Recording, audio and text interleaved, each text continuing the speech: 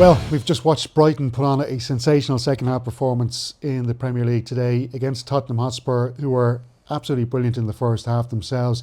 Scored 2 goals, and it was looking at half time like Tottenham were the team to take all 3 points. Brighton was struggling to create any chances. Eoin Doyle, and what do you think went wrong for Tottenham in that second half? I think you have to hand it to the Brighton manager. He made some subtle changes at half time, completely changed how they both defend and attack, and it worked so well for them. And Tottenham were like devoid of any answers to any questions that Brighton were coming up to. I don't remember the Brighton keeper having to make a save in the second half. Really, not really troubled stuff from distance. Maybe a doggy's chance with his right foot into the bottom corner. Verbruggen holds on to it well, but that was really it. Like from a Tottenham point of view, considering they had just conceded 3 goals so early on in the second half. But it was a remarkable second half and chalk and cheese compared to what went on in the first half. Obviously in the first half, Brighton were playing too much, too deep. So there were loads of 10, 15 yard passes trying to build up through the transitions all the way up to the pitch. And when it got up there, they had too many players behind the ball and was breaking down so much. And when they did get up there and they did get high up onto the halfway line, they were really struggling in the wide positions. When Werner got 1v1 with Veltman, he was given an awful time, went down the outside of him nearly every time and got such great joy. Brendan Johnson on the right side as well, followed them very well, getting down the sides, causing them real problems. And they were worth the weight in gold for their 2-0 lead coming into the second half. And I'm sure Ange Postecoglou said to them at half time, listen, that's more the same, we have them. And that's exactly what they tried to do, except Brighton didn't. They came out and Fabian Hurstler made some changes, albeit subtly changed the left back position. And they played about 5-10 yards deeper. They said, right, let's not get done on behind anymore. And they didn't. Anytime Tottenham tried to go in behind, Dunk read it very well. Got his arm out, didn't let Solanke in at all. We didn't see Werner go down wide left at all. He was coming inside, let him come inside. That's where the bodies were. He hasn't got great end product, so he was taking shots going over the bar. And they really nullified Tottenham's attack. And then while they were attacking themselves, Brighton, they were excellent. They were more aggressive in their attack. They were making longer passes instead of building up constantly. They were going through the lines more aggressively, 15, 20, 30 yard passes, and they were trying to hit Matoma and get him 1v1 as much as he possibly could with against Porro in the right back position for Tottenham, and he was down to them in the second half, or Werner was down to Tottenham in the first half. It was just the complete opposite thing that happened in the second half, and it was wonderful to see. And you have to give credit to, like, we questioned the half-time substitution and how wrong were we to do it as well. Well, I did anyway, not you. and how wrong was I, because like straight away the left back's involved, he passes it out to Matoma with an unbelievable ball across, and it's a great finish. It's such a hard ball to defend. Van de Ven gets a flick on it, doesn't really do much. The left back gets bundled underneath his body and it lands to Minta, and he buries it into the bottom corner. You have to hand it to Rutter as well. He was excellent when he got into the ball. He's got a bit of everything. His second goal is great, touch in a tight space, feints to shoot with his right, comes in on his left and buries it. And they were such value for money. It was a wonderful second half, and they deserved the 3 points in the end. Brighton, definitely. Yeah, I suppose maybe look at the good stuff that Tottenham did in that first half. As you were mentioning, a little bit of a role reversal from Brighton in the second half, but they were getting those balls down to Werner. He was getting a lot of joy down the left-hand side. Brendan Johnson on the right-hand side as well. He got their first goal. James Maddison got the second. They just looked like the dominant team, and Brighton were kind of scrambling around.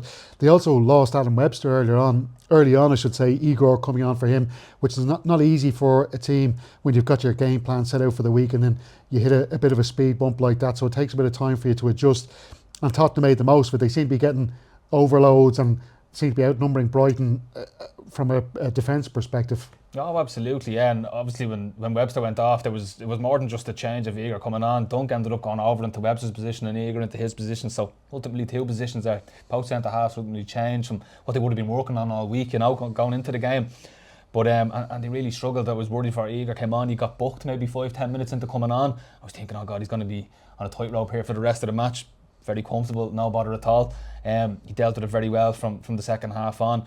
But yeah, in the first half, it was just the gaps down the side. All it took was Tottenham to take 2 or 3 passes together, and every single time they were down the sides, they were getting such joy down there, and it was really hurting Brighton. Really was. But as I said, they changed it at half time. Subtle little changes in how they were playing, and Tottenham didn't have any answers to the questions. Yeah, because you said on commentary that it was just taking Brighton so much time to get up the field. Tottenham were getting set then. They were able to defend those situations very handily and very capably. The other thing notable was, though, that Brighton were coming into the game towards the end of the first half. but it was all going down the left side with Matoma. They started to use the right hand side a bit more, didn't they, with Reuter and also with Minta as well. Yeah, absolutely, yeah. And it took Matoma a good while to get into the game. I think the first two times he touched the ball, he had heavy touches and ended up going into tackles. And it wasn't until late into the first half where he found a bit of joy, and then they kept hitting him and they kept hitting him. And then the second half they mixed it up and used both sides, which is wonderful to see. And yeah, and Reuter gets the joy, Minta gets the joy with the goal. Minta caused awful problems at one stage. He sat down Van de Ven at one stage as well, something that not many attackers can do in the Premier League. So yeah, they were just. So it's so good to see when a team is struggling, and it looked like they were really struggling at half time, to just make them little subtle changes, come out in the second half, and the early goal helps them so much. It was straight away, the ball down the line to Matoma, he doesn't take a touch, he whizzes it in for the goal for Minta, and then confidence, right, these changes worked, let's go, let's keep doing what we're doing, let's do what the gaffer told us at half time, and it worked wonders. 33 years of age, you had a good long career yourself as a striker. On 33 years of age, Danny Welbeck getting the winner for Brighton today. A little bit of appreciation for him, maybe. Yeah, 100%. He was great all game. There was times where he had to drop deep in the first half, and he was holding the ball up well. He's a big physical presence. He uses his arms well. You know, when people are coming to him, he gets his arms up. He can't get around them, and he's got wonderful hold-up play. And he's kind of got both elements to his game. There was a time in the first half where he was in on goal only for he's up against Van de Ven, and if any other centre back wouldn't have caught him in that situation, he was actually in. But Van de Ven comes across and makes that late interception. But yeah, he was wonderful, and his goal, like proper striker's instinct, you know, it came from nothing. It looked like Romero even had switched off. Most of the defence had switched off because they didn't think the ball would land there. But a striker's instinct is a gambler's instinct in them positions, and he just lands into the 6-yard box. Ball comes up high, he makes no mistakes, buries it low and hard into the bottom corner, and it was a great goal and well deserved. Super player, love watching him play. Great for Brighton to go into the international break in 6th position now on the table.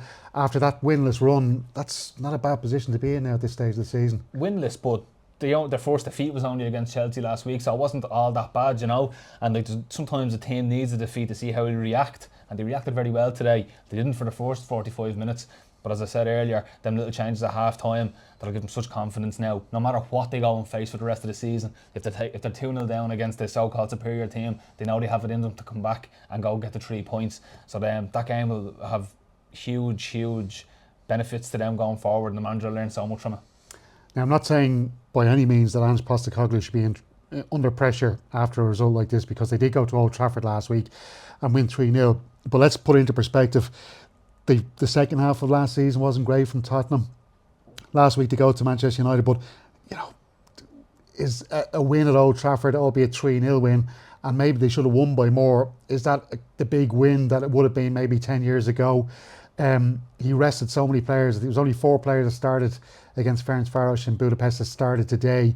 So a lot of players had the week rest before playing the game today. So no excuses there really. They've dropped 11 points from their first 21 on offer, and they're in 9th position now going in, albeit after just 7 games in the campaign. But it doesn't really, that's not a great look for Tottenham. They should be up around the top 4 at this stage of the season. Yeah, they're definitely a top 6 team. Anyway, I wouldn't say they're a top 4. I think they're kind of the thing that's consistent about Tottenham is that they're inconsistent. So they go 5 games, winning the last 5 games in all competitions in a row, and then bang, you go to Brighton, a game that they should win if they want to be finishing the Champions League spots, and they just can't get over the line. They can't do it, and that's a recurring theme with them. They have to be beating the Brightons if they want to break into that top 4 side, and they weren't able to do it today. I know they made a lot of changes during the week, but that was their 3rd away game in a row, and all the players would have travelled. They would have been over in Budapest with them, so the travel does take it out of you, and they did look fatigued in that second half. Even Van de Ven, for his athleticism, he was making some sloppy passes, you know, and that comes with fatigue. You could see that. It was very unlike him. He wasn't making them galloping runs forward. He wasn't on the front foot, getting in front of Welbeck. Welbeck was holding them off and stuff. And all these little, you could Minta twisted him up one stage. That's fatigue, and it could come down to the travel. So there's all little elements there. They probably having the 3 away games in a row coming into the international break doesn't help their matters. But they done enough in the first half to hold on and win that game. And how they turned up in the second half just wasn't good enough, and ultimately they were defeated on the day. Just to finish off, I want to ask you quickly about the international games coming up. Heimir Hallgrímsson lost the 2 first matches in the Nations League campaign against England and Greece, both at home. They're away from home for the next 2 matches, Finland and Greece. Does he have to win one of those games, do you think? I have 0 expectations for our international side at all, and that'll be the case for the next few years, even if Jose Mourinho's our manager. I think anytime we talk about the international side now, we just have to look at the bigger picture and just realise that this is just decades of negligent behaviour, and now we're suffering at an international level for it. We've seen a new CEO go in this week, albeit he was there on an interim basis. Hopefully he can put the plans in place to really change things. There has to be actual change now going forward, so we can produce international footballers to be at the level to compete, to go into these tournaments where we all want to be. So listen, I go into these games with very little hope, but with being an optimist, I suppose. I just listen, play well, lads, and see what you can do, because as far as I'm concerned, it's nobody's fault that's in the squads now, not the managers, not the players. It's a bigger picture scene. And finally, to finish on a positive note, and just briefly, Mason Melia gets his first call up to the under-21s at 17 years of age. St Patrick's ex-striker from County Wicklow. He's been tearing it up for St Pat's. You don't want to put too much pressure on him because he is such a young man. He's already turned down offers from big clubs. What can we expect from him, and what's his ceiling, do you think? The world is oyster. He's brilliant. I was fortunate enough to kind of see enough of him before I retired myself, and he was awful to train against. You know, you get up tight to him, he's one of them, he's bony, you're getting flicks in the eye with his elbow, and he'd knee it in the side of the leg trying to get away from you and stuff, and he's just an excellent talent. He's got his subtle touches are now coming into the game. You can see in Tala last week for, I think it was Mulroney's goal. Not many people can turn Pico Lopez like he did in this league, and he does it with such ease. You know, he's actually a yard or two away from him. He spins and he's a yard or two the other side of him in the click of a finger. He's a wonderful talent. He can finish. He's athletic. He loves to learn. He's got all the attributes to go on and be whatever he wants to be. So yeah, let's not put too much pressure on him now. He's doing great for Pats, and please God, Pats have him for the next couple of years before he eventually does move on to brighter and better things. But he's a great talent and a great kid that wants to learn and wants to do the best that he can. So it's great to see. Cheers, Tom. Thanks a million.